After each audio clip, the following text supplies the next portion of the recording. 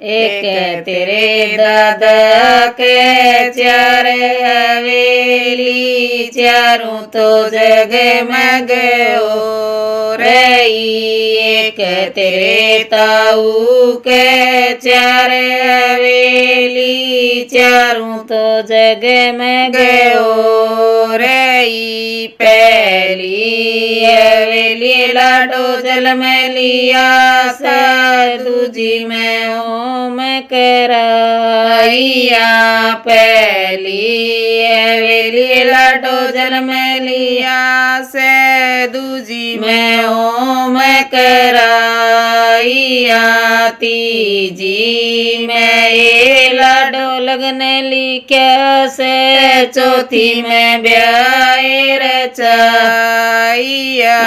तीजी में लाडो लगन लिखा से, चौथी में ब्याह रचाइया।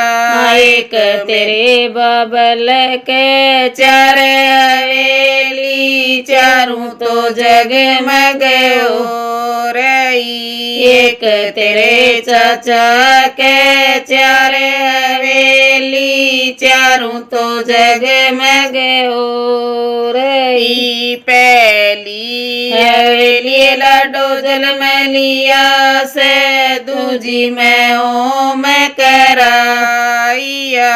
पहली हवेली लाडो जलमलिया से, दूजी में ओम कराइया।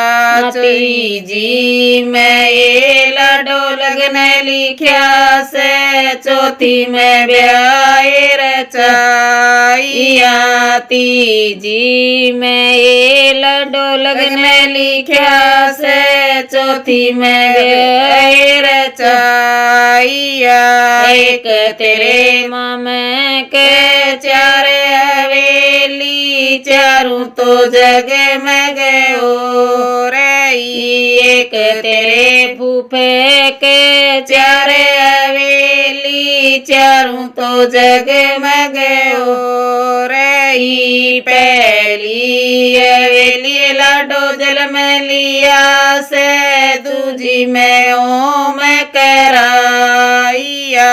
पहली हवेली लाडो जलमलिया से, दूजी में ओम कराइया।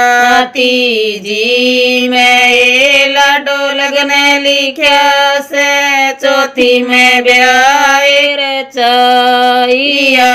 तीजी में ये लाडो लगन लिखा से, चौथी में ब्याह रचाइया।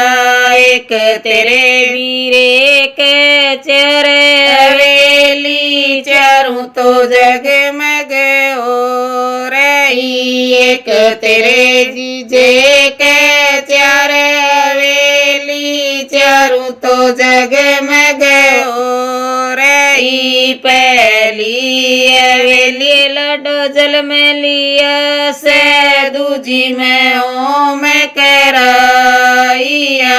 पहली हवेली लाडो जलमलिया से, दूजी में ओम कराइया।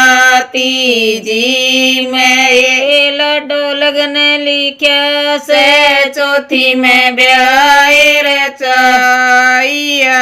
तीजी में ये लाडो लगन लिखा से, चौथी में ब्याह रचाइया।